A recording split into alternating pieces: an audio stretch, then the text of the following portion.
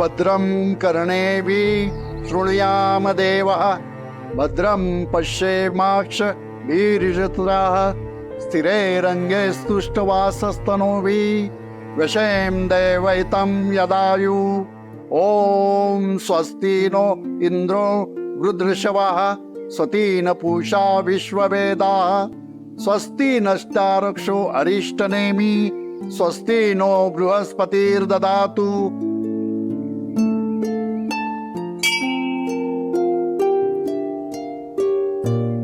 नली नेहमी म्हणते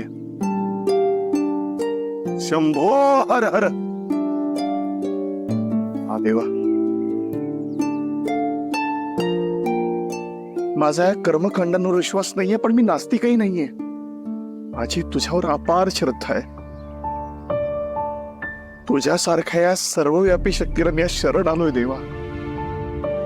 मी अनेक वेळा तुझ्या दारी आलो, पण कधी काही मागितलं नाही, पण आज मी मागणार आहे। माझ्यासाठी नाही, ज्या नलीनं तुझी निरंतर निष्ठेने सेवा केली त्या नलीसाठी। काय बोलू मला कळत नाहीये, पण देवा माझी नली परत येऊ दे, माझी बायको माझं प्रेम परत येऊ दे। काल जी जळलेली बॉडी सापडली होती ना, ती नलीची नाहीये, हे सिद्ध करण्यासाठी का होईना नली परत येऊ दे।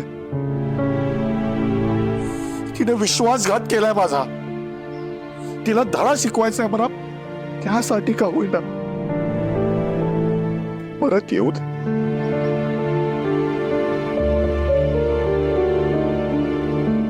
तिला माझ्याजवळ मन मोकळं करायचं होतं, तिच्या मनात जे काही साचलंय ते सगळं सांगायचं होतं, आमच्यातले गैरसमज दूर करायचे होते। तिला तिच्यावरचा तिकळी हा कलंक पुसायचा होता, त्या चिठ्ठीमुळे आमच्या झालेले गैरसमज दूर करायचे होते। खरी नली कशी आहे हे जाणून घ्यायचं होतं, त्यासाठी का होईना नदीला परत येऊन।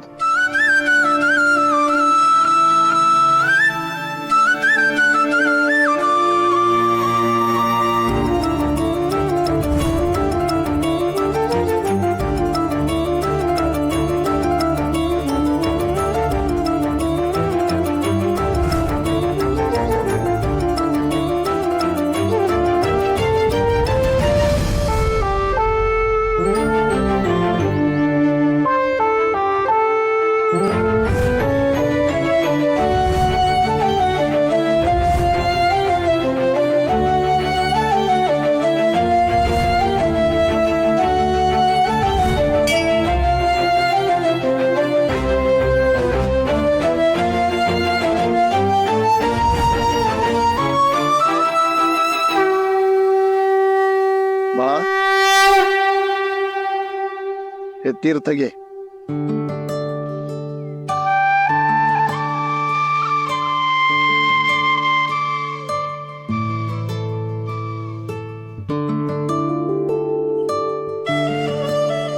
आणि आधी मन स्थिर कर, तुझं मन फाऱ्यावर दिसत नाही आहे, तुझी मनात फक्त वादळ सुरू आहे। शीड नसलेली होडी जशी गटांगळ्या खाते ना, तशी अवस्था झाली आहे माझी। समोर फक्त अंधार दिसतोय। हताश आणि कमकुवत मन निश्चितच घात करतं। तिथे साक्षात शिवशक्ती विराजमान असताना अंधाराची नैराश्याची काही धनगत नाही। हे ऊर्जास्थान आहे गुरुजी। शंका ही अपयशाची पहिली पायरी आहे। महादेवांवर विश्वास ठेव। मी बेलपत्रांचा अभिषेक करणार होतो, तू कर, मात्र पूर्ण श्रद्धेनं कर। तुझ्या सगळ्या विवंचना काळजा शंभू महादेव समूळ नाश करतील आणि तुझ्या मनातील मनोरथ इच्छा पूर्ण होतील। ये अभिषेक करूया।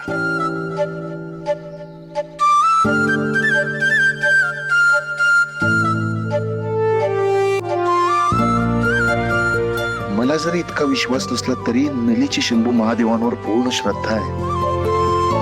आणि मला नलीसाठी अभिषेक करावाच लागेल.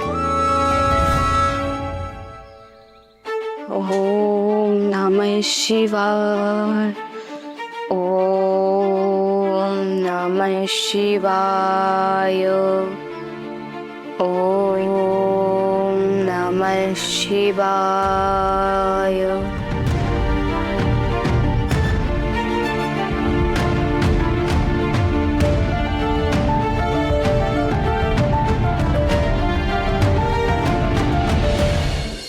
ओम भद्रं कर्णेभिः शृणुयाम देवः.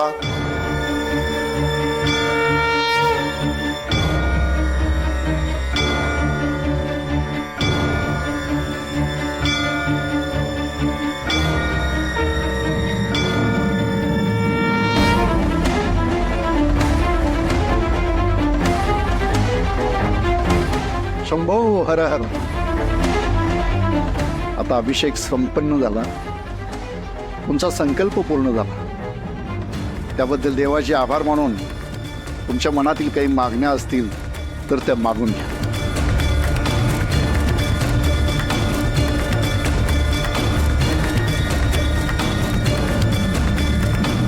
हे शंभू महादेवा, मी तुझ्या चरणी अल्पाशी सेवा अर्पण केली आहे. तेव्हा मनात इच्छा आहे की माझी आणि नलीची भेट लवकर व्हावी. तुझ्या कृपेने तसं होईल ना. दया कर, कृपा कर.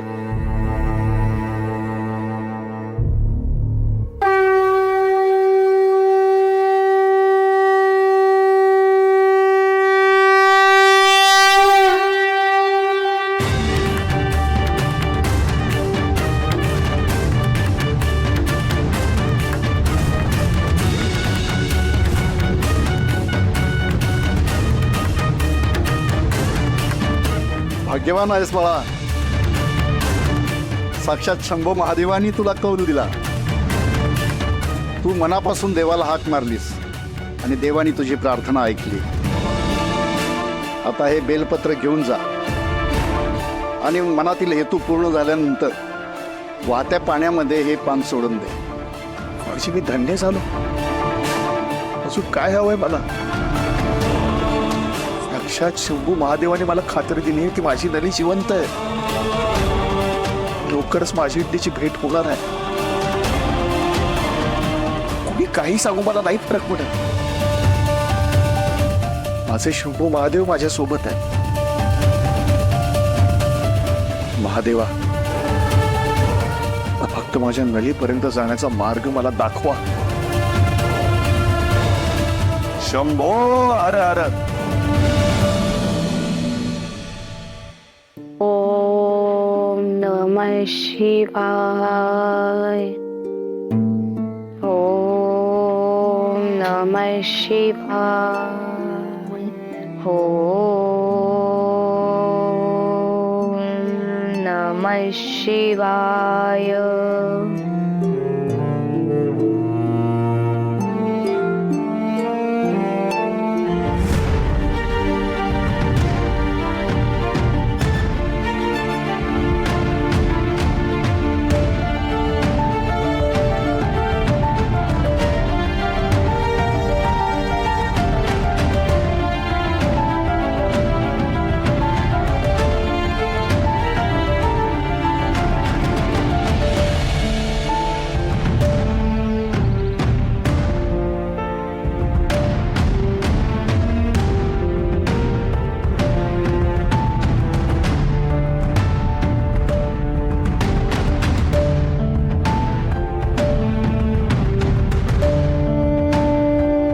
हे शंभो महादेवा, तुझी कृपा दृष्टी आमच्यावर अशीच राहू दे.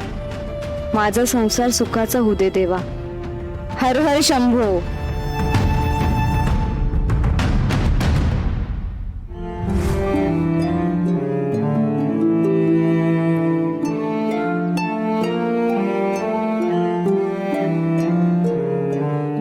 शंभो महादेवा, मी आणि वेद जर एकत्र आलो ना तर तू दाखवल्याप्रमाणे तुझ्या दर्शनाला येऊ आणि तुझा अभिषेक कर. महादेवा, तेव्हा पण त्याआधी या संकटातून मला बाहेर काढ. वाचव देवा, माझ्यावरचं संकट दूर कर, माझ्यावर कृपा कर देवा, मला लढायला ताकद दे. हर हर महादेव.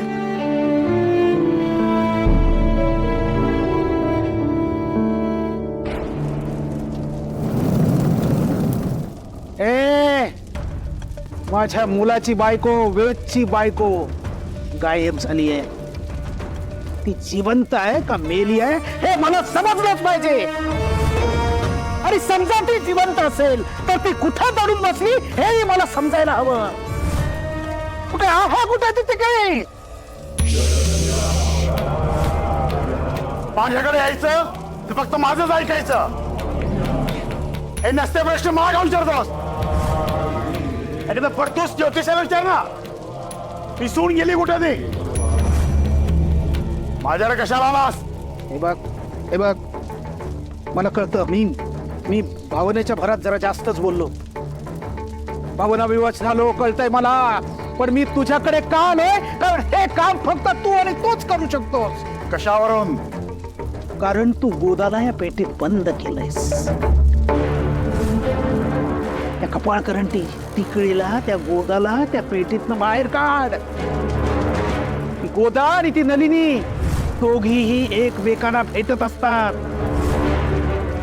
दोघी कपाळकरंट्या नतदृष्ट तिकड्याच आहेत त्या. पण त्या गोदाला बाहेर काढ म्हणजे तुला सगळं लक्ष कळेल, नक्की काय झालंय ते. काढ बाहेर तिला आणि विचार तिला, नलिनी कुठे आहे विचार. इतकं सोपं नाही ते. गोदा एक प्रेतात्मा आहे, प्रेतात्मा. थोडी जर चूक झाली ना तर दोघांनाही सोडणार नाही ते.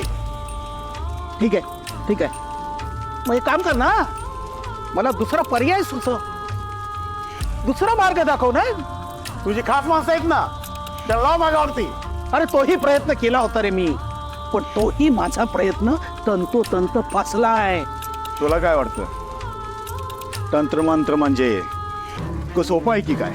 हे बघ, काहीही झालं ना तरी ती नलिनी वाचता कामा नये. माझ्या घरावर, माझ्या मुलावर, माझा बिझनेस सगळं गिळंकृत करायला बघते ती. तू काही कर पण ती नलिनी मला हवी. हवं तर हे पैसे घे.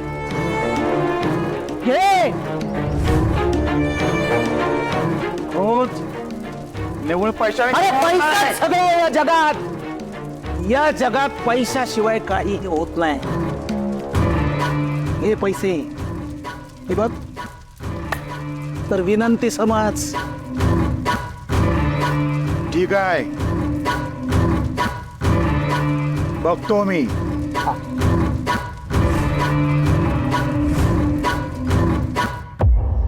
नलीबाबत ऋषीला विचारलं पाहिजे, पण भेटायला गेले तर तो कसा रिॲक्ट होईल सांगता येत नाही.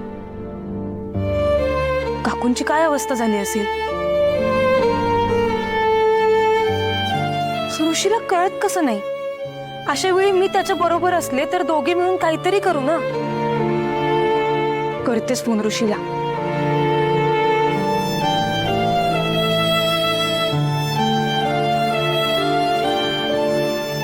इतकी अस्वस्थ का झालीस?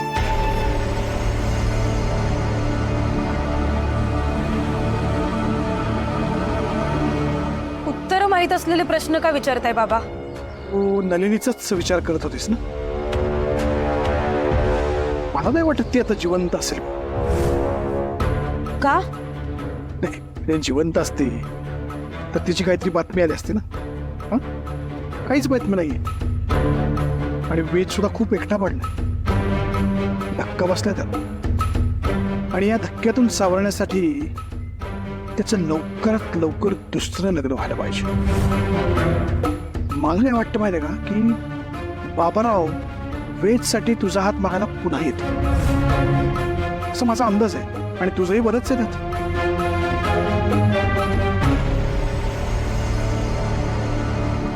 काय झालं हसायला? धन्य आहात बाबा तुम्ही. म्हणजे एकीकडे वेद आयुष्यातून उठलाय ते दुःख आहे, आणि दुसरीकडे ते बाबाराव खोत. दुष्ट आणि कपटी विचाराचे. गावड्याच्या कुटुंबाची फार दुर्दशा करून टाकली त्यांनी, चिंदेड्या केल्या. आणि अशा भीषण परिस्थितीत तुम्ही मला सांगताय बाबाराव खोत वेदसाठी माझा हात मागायला येतील म्हणून? असं होत शकतं ना. पण का? आपण माणूस म्हणून जगायचंच नाहीये का? गावडेंच्या घरी वाईट परिस्थिती आहे, तिकडे वेदने आधार दिला पाहिजे. एक नवीन जखम देणारं नातं त्याच्या गळ्यात बांधायचंय का? त्यांच्यावर कठीण परिस्थिती आहे, आपण असा घाणेरडा स्वार्थी विचार करायचा आहे का?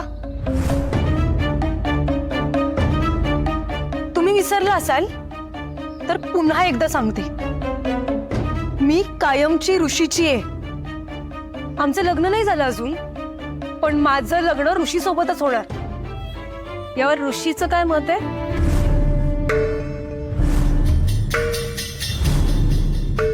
अरे खोतील बाई, या ना, या या या. नमस्कार. म्हणजे बाळा, या तुझ्या भावना एकतर्फी आहेत की दोन्ही बाजूनी तशीच भावना आहे? म्हणजे काय?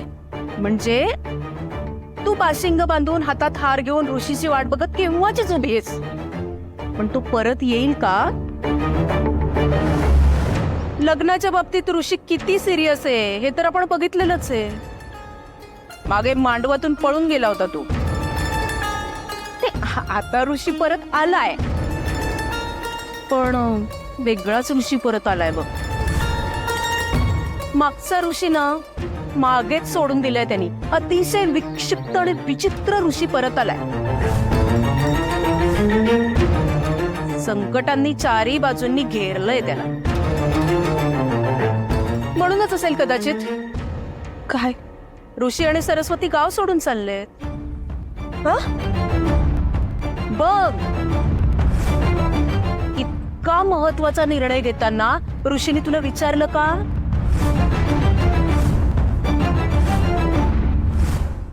म्हणजेच त्यांनी पाठ फिरवली आहे तुझ्याकडे. तू एकटीच प्रेमाचं गाणं गात चालली आहेस, पण त्या प्रेमाशी त्याला काही घेणं देणं आहे का? म्हणजे असं नाहीये ना बाळा की तू बाशिंग बांधून एकटीच हार घेऊन त्याच्या मागे धावत सुटलीयस. अहो, असं कसं ऋषी गाव सोडून जाईल? सोडून जाणार आहे नक्की नाही, शक्यच नाहीये. कारण ते गावडे आहेत, हं? विश्वासघातकी आणि कपटी. बाबा, आता तू सरस्वतीबाईंची एवढी सेवा केलीस, काय मिळालं तुला? काय फळ मिळालं प्रामाणिकपणाचं? हं? हकलून दिलं ना तुला घरातून ऋषीने? कुठली पद्धत आहे हो ही प्रेमाची? हे बघ बाळा, तू एकटीच आकाशातले तारे ओंजळीत जमा करत बसलीयस, पण जरा उघड्या डोळ्यांनी बघ. दगड आहेत तुझ्या हातात, दगड. एक गावडे गाव सोडून चाललेत कायमचे. नाही, मला कसं सोडून जातील ते? शक्यच नाही. नाही, मला नाही सोडून जाणार ते.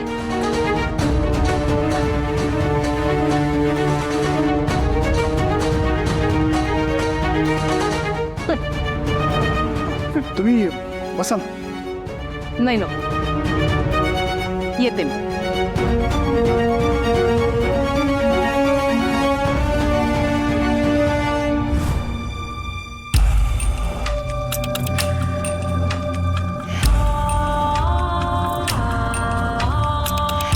ओम ह्रीं क्लीं चामुंडाय विच्चय.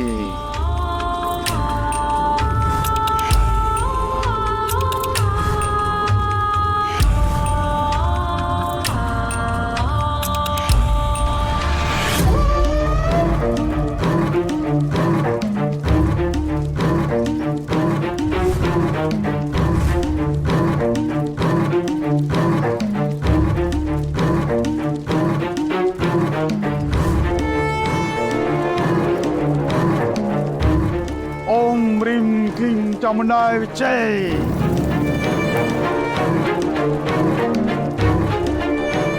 ओम ओम ह्रीं क्लीं चामुंडाय विच्चे.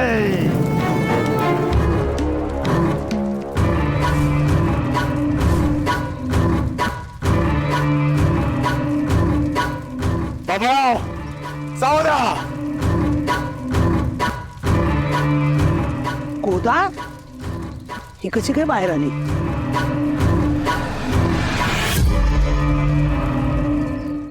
ए कपटी, का बंदी केलंस मला? सोड सोड मला. तुला खरं माहिती नाही खोतांची सून. बोल कुठे आहे खोतांची सून? हा बोल बोल. तू मांत्रिका कठपुतळी समजतोस मला? तू माझा किती छळ कर, किती अन्याय कर, सगळं सहन करेन मी.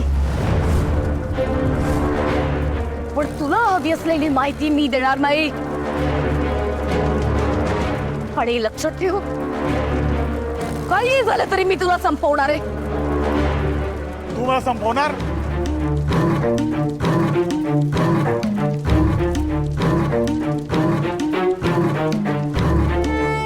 ओ! आ! आ! बोल नलिनी कुठं आहे? राक्षसा तुझा भला होणार नाहीये. तुला वाईटातलं वाईट मृत्यू येणार आहे. तुझ्या शापानं माझं काही वाईट होणार नाही. बोल नलिनी कुठं आहे? बोल. चिळून घे. तू किती विचारलंस तरी मी तुला काहीही सांगणार नाहीये. बोल सांग नलिनी कुठे सांग. आई अंबे, आई अंबे मदत कर. आई दा. आई.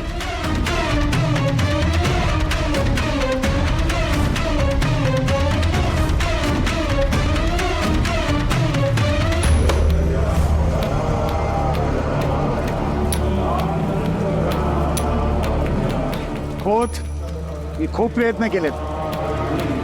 जेव्हा चांगला आत्मा प्रेत येऊन जातो ना, तेव्हा त्याच्या मागे दैवी शक्ती सुद्धा असते. बोधाच्या मागे तुमची कुलदेवी आहे. आपण तिथं काही वाकडं करू शकणार नाही.